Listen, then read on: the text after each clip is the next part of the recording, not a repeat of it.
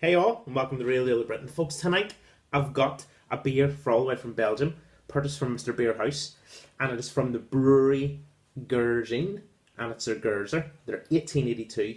This beer is also referred to as the white label, and I have a funny feeling that this beer is it has been filtered. So, really looking forward to trying this, because in the last year and a half, I've been getting really into my lambics. So, let's see what this bad boy's like. Just before Christmas, I got Dave to put a parcel together with me, and I said to him, Dave, there's some extra pounds transferred over. Just pick me out some things, and he's picked this one out for me. So here we go. Oh, that has a lovely pop to it, and look at the smokiness rolling off that, folks. Very good. So these Gueuze beers are usually drunk in fluted glasses. Okay. And actually, probably over the space of this year, I really want to pick up some actually from the breweries itself. So this beer has poured a wonderful, wonderful deep orange colour. Now, let me just show you. It has poured with really good carbonation, but there's a light brown piece to it as well. It has a three-finger head, which is just off-white in colour, and the bubbles are quite soapy on it. Okay, but actually, it's one of the darker known lambics I've seen. But it looks very, very good, folks. Let's go straight on with the nose.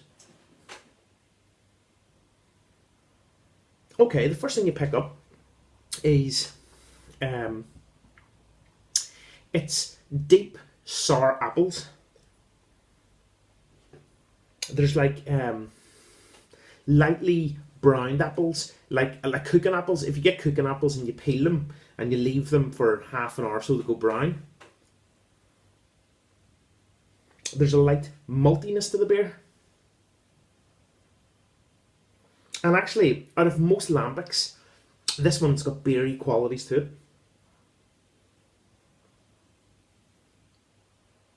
The smell actually reminds me of Courage Best Bitter, the bottle format. Now, if anyone's ever seen my review of that, it was one of the worst beers I've ever had, because it has that slightly off bitter beer smell to it. It's like the drags from casks, you know, the slop trays. But you are picking out light lemon notes as well. We're going to go straight in, folks. Cheers.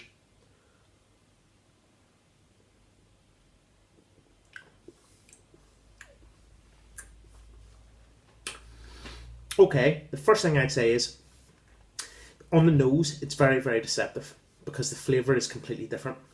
You're picking up fresh lemons, you're also picking up grapes.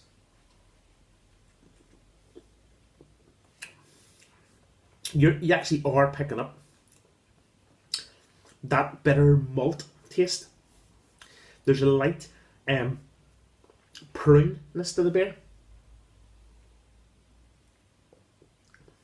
but what is lovely, lovely, lovely, you know, these lambics are all spontaneous fermented, and it picks up that wonderful sour note, but at the same time, the body on the beer still starts to shine through.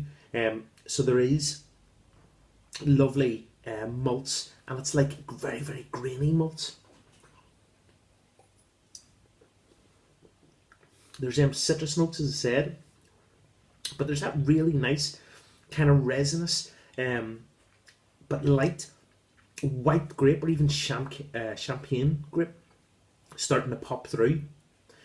What really works with this lambic is the malts and the sourness, but what intercepts it all is definitely the sharpness of the lemon.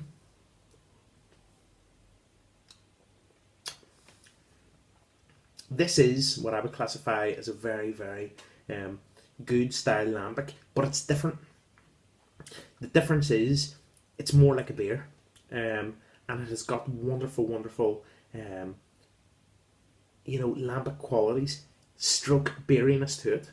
This would be very, very good with a wonderful matured cheese board. What's the finish like? The finish is malty, but grainy malts, which lead into a wonderful deep sourness, which is intertwined with a little bit of sweetness from champagne grapes, which leads to a lemon and apple sour bitterness. What do I give Brouwerij Girardin for their Gueuze? They're 1882, coming in at 5% ABV, folks. 5% ABV. This to me is a solid lambic. I want to try this again. It's an 8 out of 10. It's an 8 out of 10. That's Really Ill Britain doing a review on Brouwerij Girardin's Gueuze at 1882, 5% ABV. Cheers. Slamacara.